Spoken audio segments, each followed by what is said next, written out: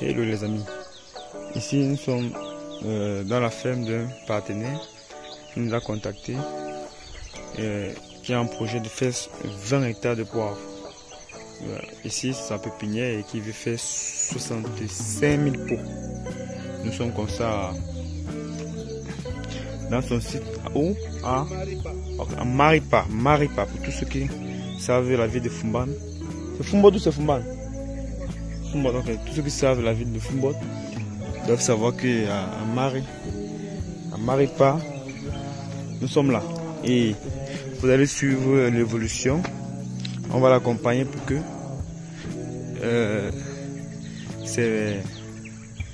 son ombrière puisse réussir à 100%, les amis.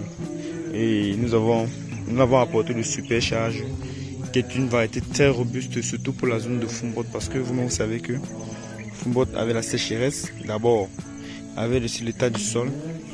Il faut une variété qui est vraiment résistante à cette condition-là. Bon, c'est pourquoi nous sommes là et nous allons former ces employés. Et vite fait, qu'ils soient autonomes. Vous savez que nous, on ne peut pas tout faire, n'est-ce pas? Mais on peut essayer de faire. Voilà. Qu'ils soient autonomes, à mieux piloter. Déjà, il faut savoir que pour réussir une ombrière, il faut bien alimenter avec les pailles. Les amis, vous voyez, il faut bien alimenter avec les pailles. Vous pouvez puiser de l'eau, la mère. Vous pouvez puiser de l'eau là-bas. Donc, il faut donner alors au Ben Skinner. Il va le faire. Ok. Il faut mettre beaucoup de paille. Et il faut qu'il y ait beaucoup d'ombre. Il faut arroser. Vous avez le plat, il faut beaucoup arroser. Les 2 premières semaines, il faut arroser régulièrement. Il faut calculer la quantité d'eau qui va entrer dans le sachet pour que la plante, les racines puissent facilement circuler. Quand les racines ont déjà pris, maintenant on réduit parce que aussi trop d'eau aussi va tuer aussi la plante. On réduit, on laisse un peu pénétrer le soleil. Donc, et quand les pluies reviennent, on tamise un peu les pailles parce qu'on va mettre les pailles. On tamise aussi les pailles pour que le soleil puisse venir en tout. Vous savez que le soleil et la pluie sont très importants pour la photosynthèse dans nos amis. Donc c'est pourquoi on va équilibrer ces pépinières pour aider à notre partenaire de pouvoir réussir son ombrière et de planter ses 20 hectares sans problème. Voilà, ça c'était le compte rendu de notre déplacement pour Fumbot pour accomplir cette tâche, cette mission tout ensemble. Ok. Vous allez suivre comment notre partenaire va réussir à être indépendant financièrement avec la culture du poivre et à offrir des emplois dans la localité de Maripa. Bon, je voulais couper la vidéo, mais je vois que certains employés m'avaient demandé de... C'était une question un peu basique. C'est là où j'essaie de partager avec vous, les amis, parce qu'après on va arroser, vous allez voir comment on fait le premier arrosage. J'ai demandé les racines là, qu'on enlève les racines, tous des trucs, les racines mortes et tout ça. Bon, que quelqu'un d'autre est venu sur le site et a dit non, oui, il a encore dit aussi la méthode qu'on devait planter d'abord les tuteurs avant, tout ça. Bon, vous savez que plusieurs personnes ont les méthodes, n'est-ce pas les amis? Voilà, il faut faire les méthodes qui sont bénéfiques, qui sont avantageuses pour vous. Il demande aussi les alentours, il voulait mettre les nylons aux alentours de la pépinière. Bon. Ça c'est une zone qui chauffe. Les nylons ne sont pas très bien aux alentours de pépinière. Non. Et on va toujours mettre les pailles aux alentours. Debout pour fermer. Il faut qu'il y ait la fraîcheur. Ouais. Dans le site.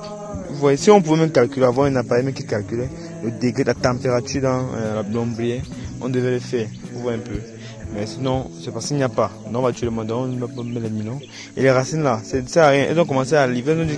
Elles m'ont dit qu'elles ont passé toutes les journées planées pour lever. Oh, les racines sont même déjà mortes. Les racines là même sont même comme un engrais, c'est un engrais vert. Vous voyez, les racines mortes ne vont plus régermer. Ça me dérange parce que ce qui est mauvais dans l'ombrière, ce sont les cailloux. Vous voyez, et ici il n'y a pas les gros cailloux. Donc, c'est pas mauvais. Vous voyez les amis. Bon, le plus important c'était le premier arrosage. Et c'est ça que je vais demander. Gars, essaie d'arroser ça, tu les montres un peu comment on arrose. Tu vois, moi je vais. Oui, mais je vais encore le montrer. Lui montrer. Bon, le premier arrosage doit être capital. Parce que l'eau doit vraiment entrer. Sinon, c'est que ça va brûler les boutures. Tu vas insister. Hein. L'eau doit sortir, non? Oui, avant que tu... C'est pour dire, il ne faut pas être, il faut pas être pressé, voilà. Le premier, l'eau doit pénétrer bien, très bien. Chaque jour. Pendant 2 semaines, ça va commencer à germer. Vous voyez, c'est pourquoi l'eau doit pénétrer. Il ne faut pas être pressé. Même les abords, non, n'avance pas, reviens encore. Ne sois pas pressé. Mets encore, mais l'eau doit sortir. Parce que, comme vous voyez, n'est-ce pas, si vous voulez faire l'expérience, le père, prenez un peu un pot là-bas qu'il a arrosé, vous versez voir. Prenez un pot qu'il a arrosé, vous versez. Vous allez voir pourquoi on demande d'insister. Non, j'ai bien compris. Non, versez un peu, c'est l'expérience seulement. Versez. Voilà, vous voyez qu'en bas, il n'y a pas l'eau, non. Voilà, vous allez vous dire que non, on a arrosé. Pourtant, donc il faut mettre l'eau doit caler en haut, doit stagner, ça veut dire que l'eau est vraiment en train. Tous les jours, non, chaque jour. Mais l'eau doit d'abord bien entrer. Donc il part, il revient, il va, il revient. Tu as vu comment on met les bouteilles?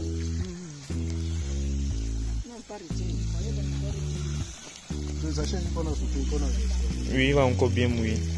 Donc il ne faut pas être pressé pour l'arroser, il faut vraiment mouiller. Vous voyez? Même les extrémités. Il faut arroser. Tu vois les gars, il faut mouiller encore les extrémités là. Vous apportez l'eau. Donc son problème, regardez, c'est pas son problème. Comme les gens disent qu'il faut mettre les engrais, machin, c'est pas l'engrais. Le problème de la pépinière, c'est l'eau. L'eau. Même sans engrais, l'eau. Vous voyez? Je vais vous montrer ma pépinière que j'ai fait.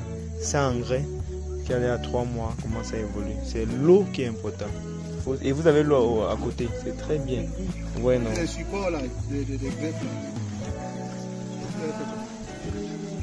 On va pas parler de ça. Non, il dit que le jour qu'on va arriver ici, on va planter. Il sera là, il va suivre. Il sera là, non, il sera là, ne vous dérangez pas. Je vais vous dire tout l'itinéraire, non.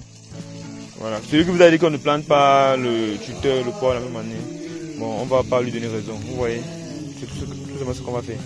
On va pas lui donner raison. On peut aussi, celui qui est pressé peut aussi le faire. Vous voyez, il n'y a pas une formule magique qui dit qu'on ne peut pas faire la manière. Ouais, non, on a d'autres tuteurs qui évoluent même plus vite que ça. Je lui ai bien dit non. Je lui ai dit que ça c'est une autre. Bon les amis, on va arrêter la vidéo. Vous allez voir l'évolution au fur et à mesure. Bon, je vous dis à une autre vidéo.